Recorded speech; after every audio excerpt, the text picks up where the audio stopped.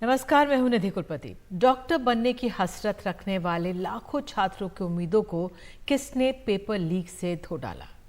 इस सवाल पर हंगामा इतना बरपा कि सुप्रीम कोर्ट तक में जनहित याचिकाओं की बाढ़ लग गई। उधर बिहार में पुलिस की आर्थिक अपराध शाखा मामले की जांच कर रही है, लेकिन खबर आ रही है कि परीक्षा कराने वाली एजेंसी एनटीए से उसको मदद नहीं मिल रही है।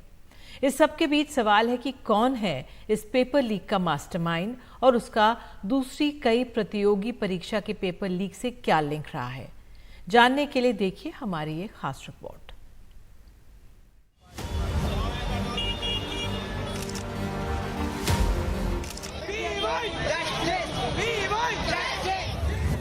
डॉक्टर बनने का सपना देखने वाले लाखों छात्रों की संभावनाओं का कातिल कौन है? पर नीट में 670 मार्क्स आए हैं। इतने मार्क्स में मैं एक्सपेक्ट कर रहा था कि दिल्ली का टॉप मेडिकल कॉलेज मिलेगा, लेकिन इस बार चीटिंग या फिर ग्रेस मार्क्स के चक्कर में मेरी रैंक आई है 15,000, विच इज़ टोटली अनएक्सपेक्टेड कि ऐसा कभी हुआ ही नहीं है। किसने किया नीट एग्जाम का पेपर लीक? कौन है पेपर लीक का मास्टरमाइंड? पेपर लीक के बारे में भी कोई बात नहीं कर रहा है। सिर्फ 1563 बच्चों का ये मुद्दा भटकाने की बात है।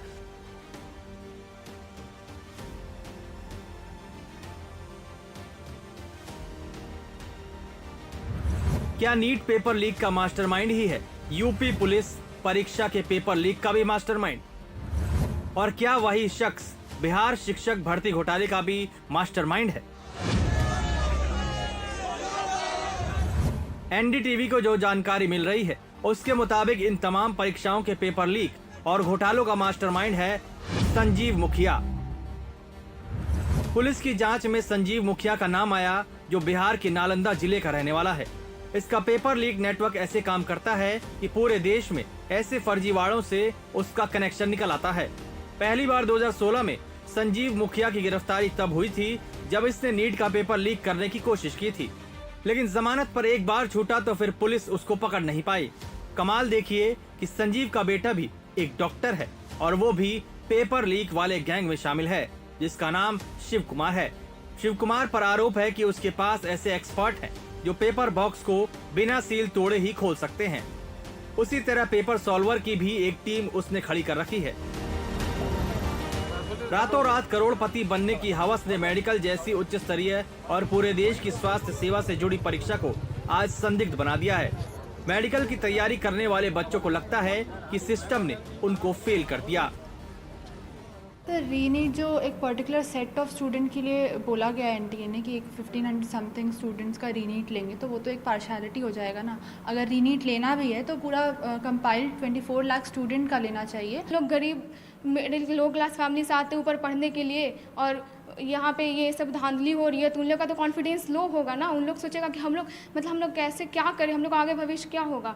हम लोग अगर ये आज हो रहा है तो ये अगले साल भी हो सकता है, तो हम लोग कैसे प्रिपरेशन करें। ये सब एनटीए को इसके खिलाफ सख्त कार्रवाई करनी चाहिए। फिर भी जब हम अपना साइड तो पूरा मेहनत दे देते हैं, लेकिन जब रिजल्ट नहीं आता है तो हमें डिसअपॉइंटमेंट मिलता है। तो हमारे बच्चों के साइड से भी एनटीए को कुछ सोचना चाहिए था कि हर बच्चा तो प्राइवेट कॉलेज अफोर्ड नहीं कर सकते, और जितना मतलब जैसे अभी हो रहा है कि 70 इतने सारे बच्चे ऑल इंडिया रैंक 1 ला पा रहे हैं, तो ऐसा तो है जिन बच्चों ने जिन्होंने मेहनत किया ऑल इंडिया रैंक उनके लिए तो सही है, लेकिन जिन्होंने ग्रेस मार्किंग से ऑल इंडिया रैंक 1 लाया तो उनके लिए ऑल इंडिया रैंक सही नहीं है। मतलब इसके ऊपर होना चाहिए, चेक होना चाहिए इसके ऊपर।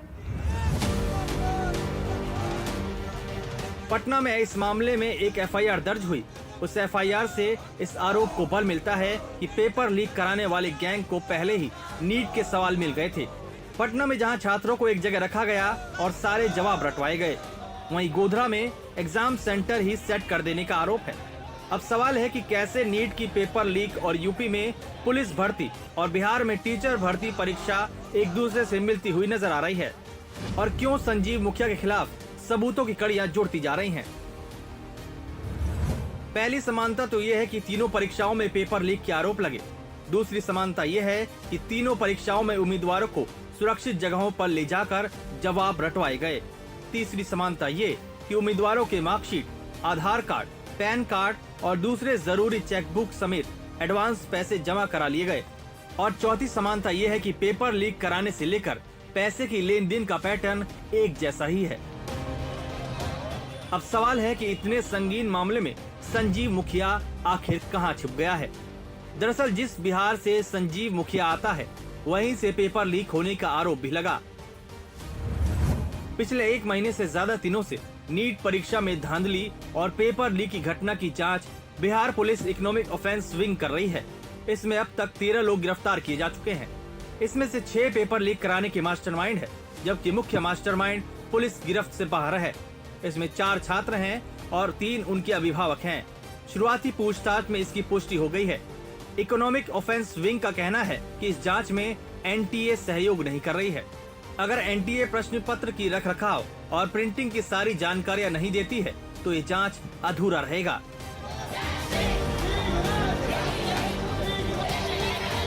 ईओडब्ल्यू का कहना है कि इस जांच में जो है एनटीए कहीं ना कहीं उनके साथ सहयोग नहीं कर रही है और सहयोग ना करने के 3 मुख्य बिंदु हैं। पहला, ईओडब्ल्यू ने उनसे सभी परीक्षा केंद्र और वहां पर जो प्रश्न पत्र बांटे गए थे उसके बारे में विस्तार से जानकारी मांगी थी कि जिससे कि जो क्वेश्चन पेपर जो उन्हें एक सेंटर पर मिला था जहां पर उन्हें सॉल्व कराया जा रहा था, वहां पर जो जले हुए का प्रश्न पत्र के टुकड़े मिले थे उनसे उनकी मैचिंग कराई जा सके। उसके अलावा जो प्रिंटर था, जो प्रश्न पत्र का जो प्रिंटर था, उस प्रिंटर का नाम और उसके साथ में क्या उसका ट्रांसपोर्टेशन का क्या डिटेल्स है वो मांगा गया था। इसके बारे में भी एनटीए ने अभी तक कोई जानकारी उपलब्ध नहीं कराई है। अब जांच कई स्तरों पर होनी है। मास्टरमाइंड से लेकर उस मास्टरमाइंड को शह देने वाले अधिकारी तक जांच के फंदे में फंस सकते हैं। सवाल है कि एनटीए अगर अपने को पाक साफ बता रही है तो बिहार पुलिस के सवालों का जवाब देने से मुंह क्यों चुरा रही है। दूसरी तरफ बिहार पुलिस की आर्थिक अपराध शाखा भी एनटीए और पेपर लीक जांच को लेकर हाथ पर हाथ धरे क्यों बैठी है। जब तक इन सवालों के जवाब नहीं मिलते तब तक इस सवाल का भी ठोस जवाब नहीं मिल सकता कि कैसे संजीव मुखिया ने दूसरे आरोपियों के साथ मिलकर ऐसे संगीन अपराध को अंजाम दिया होगा। पटना में मनीष कुमार के साथ एनडीटीवी इंडिया की रिपोर्ट।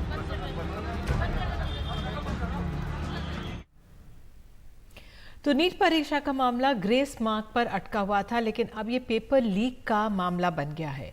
ऐसी तमाम घटनाएं एक दूसरे से जुड़कर ये बता रही हैं कि गड़बड़ घोटाला हुआ है। हालांकि एनटीए इससे इनकार करती आ रही है, लेकिन पेपर लीक को साबित करने वाली बहुत सारी घटनाएं सिर्फ इत्तेफाक नहीं हो सकती।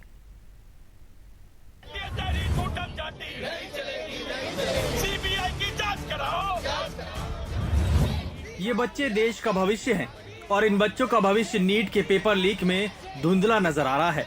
इसलिए ये बच्चे पढ़ाई की जगह सड़क पर उतर गए हैं।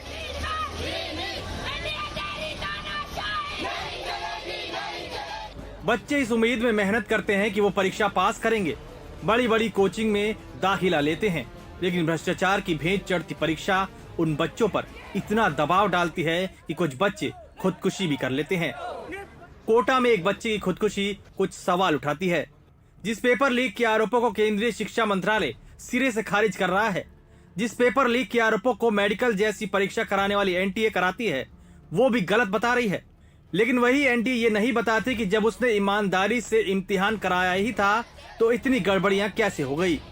एनडीटीवी को उच्च स्तरीय सूत्रों से मिली जानकारी के मुताबिक एनटीए ना परीक्षा केंद्रों के नाम बता रही है, न वहां के प्रश्न पत्रों के नंबर बता रही है, न सीरीज के संबंध में जानकारी मुहैया करा रही है, न सवाल बनाने वाले प्रिंटर का नाम बता रही है और न ही प्रश्न पत्र के ट्रांसपोर्टेशन के बारे में कोई जानकारी दे रही है। आखिर एनटीए इन सवालों पर खामोशी क्यों ओढ़ लेती है। कुछ समय पहले तक एनटीए का बचाव करने वाले केंद्रीय शिक्षा मंत्री धर्मेंद्र प्रधान भी अब कहने लगे हैं कि एनटीए के बड़े अधिकारी ही क्यों न हो, दोषी मिले तो उन पर भी कार्रवाई होगी। मैं छात्रों को और अभिभावकों को आश्वस्त करता हूं, उसको भी सरकार बड़े गंभीरता के साथ लिया है, वो जानकारी हमको मिली है। हम वो सारा विषय को एक निर्णायक स्थिति तक ले जाएंगे। उसमें कोई भी बड़े अधिकारी हो, एनटीए की कितने भी बड़े दायित्वधारी हो, अगर वो उनमें गुनहगार पाए जाएंगे उनको भी छोड़ा नहीं जाएगा। और एनटीए में बहुत सुधार की आवश्यकता है। कुछ विषय एनटीए एक स्वायत्त संस्था था, लेकिन एनटीए की बारे में सुधारने की बहुत आवश्यकता है। सरकार उसके ऊपर भी चिंता कर रही है। शिक्षा मंत्रालय धीरे धीरे ये मानने लगा है कि नीट की परीक्षा में कुछ गड़बड़ियां हुई हैं, लेकिन वो अब भी ये मानने को तैयार नहीं है कि पेपर लीक हुआ, जबकि पेपर लीक को लेकर आरोपों की झड़ी लगी हुई है, नीट में भी और दूसरी परीक्षाओं में भी। पटना में 6 मई को नीट की परीक्षा हुई। शास्त्री नगर के डीएवी स्कूल के सेंटर से परीक्षा के बाद आयुष नाम का छात्र हिरासत में लिया गया। आयुष ने माना कि उसको पहले ही पेपर मिल गया था। ये भी पता चला कि आयुष के साथ 25 और छात्रों को पेपर मिले थे। परीक्षा से पहले की रात सबको एक ही हॉस्टल में रखा गया था। हॉस्टल में सारे छात्रों को जवाब रटवाए गए। अगले दिन परीक्षा में हूबहू वही सवाल आए। एक छात्र से 20 से 30 लाख रुपए लेने के आरोप लगे। इस मामले में 6 छात्र, 3 अभिभावक और 4 दलाल गिरफ्तार हुए। जब हॉस्टल में रेड पड़ी तो जले हुए कागज मिले। पुलिस को शक है कि ये सारे जले हुए लीक पेपर के हो सकते हैं। अब पुलिस कागज की फोरेंसिक जांच की तैयारी में है। साथ ही जांच का जिम्मा आर्थिक अपराध शाखा को दे दिया गया है। इसके लिए एसआईटी बनाई गई है, जिसके हेड ईओडब्ल्यू के डीजी हैं। जब बात यहाँ तक पहुँच गई है तो फिर एनटीए भी सवालों के घेरे में आ जाता है, क्योंकि ईमानदार और पारदर्शी चुनाव कराना उसका ही काम है। पटना पुलिस को ये पता चलता है कि झारखंड की एक एजेंसी उन्हें बताती है कि एक व्हाइट डस्टर आ रही है, उसको आप रोक लीजिए। उस व्हाइट डस्टर को जैसे ही पटना पुलिस ने रोकने की कोशिश की, शास्त्री नगर पुलिस ने, तो उनको दिखा कि उसमें से लोग निकल के बाहर भाग रहे हैं। बलपूर्वक उन लोगों को पकड़ा गया। उसके बाद उन्होंने कार का, जब उन्होंने ड्रॉर खोला तो कार के ड्रॉर के अंदर से 4 एडमिट कार्ड निकल के आते हैं, फोटोकॉपी। उसमें से एक एडमिट कार्ड आयुष राज नाम के एक बच्चे का है। उसका सेंटर डीएवी है। वहां वो पहुंचते हैं, एग्जाम खत्म होने का इंतजार करते हैं। इसमें मैं धन्यवाद कहूंगा पटना पुलिस को कि इतना संयम रखा, एग्जाम खत्म होने का भी इंतजार किया। उसके बाद जब आयुष से पूछा तो आयुष ने खुद कबूल लिया वहां पे कि पिछली रात हम लोग लर्न एंड प्ले स्कूल में रुके थे, हमें पेपर दिया गया था, हमें रात भर रटवाया गया था। हमारे जैसे 20-25 बच्चों को पेपर दिया गया, रात भर रटवाया, और जब हम पेपर देने आए तो हमने देखा कि वो पेपर 100% मैच हो रहा है। पेपर लीक की इस घटना को अगर हम विस्तार से समझें तो ये देश के लाखों परिश्रमी छात्रों का हौसला तोड़ने वाली घटना दिख रही है। पिछले 5 सालों में 15 राज्यों में पेपर लीक की घटनाएं सामने आ चुकी हैं। इस दौरान 41 नौकरी भर्ती परीक्षाओं के पेपर लीक हो गए। तेलंगाना और मध्य प्रदेश में 5 परीक्षाओं के पेपर लीक हुए। जम्मू कश्मीर में 3 परीक्षाओं के पेपर लीक हुए।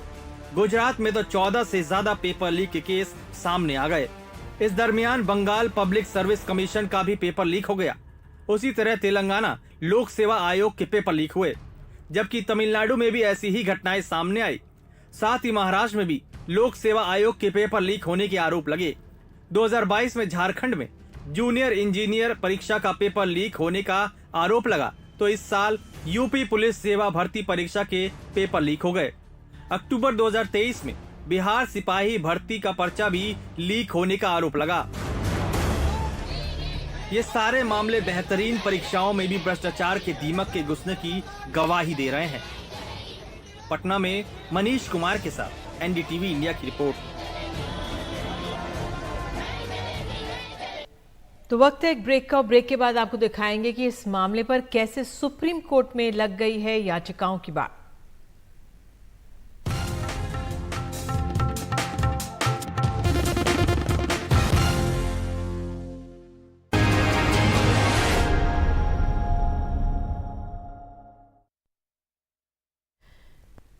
शिक्षा मंत्रालय और एनटीए की सफाई बहुत सारे लोगों के गले नहीं उतर रही है। इस बीच बहुत सारे छात्रों और मेडिकल की तैयारी कराने वाले कोचिंग संस्थानों को लगता है कि इस गड़बड़ी को सुप्रीम कोर्ट ही ठीक कर सकता है। इसलिए सुप्रीम कोर्ट में नीट परीक्षा और पेपर लीक को लेकर बहुत सारी याचिकाएं पहुंच चुकी हैं।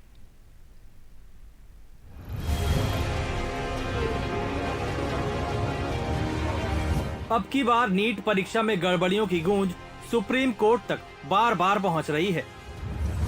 1 जून को नीट उम्मीदवार शिवांगी मिश्रा और 9 अन्य लोगों द्वारा एक याचिका दायर की गई थी, जिसमें कथित पेपर लीक के आधार पर पुराने नतीजे को रद्द करके फिर से इम्तिहान कराने की मांग की गई थी।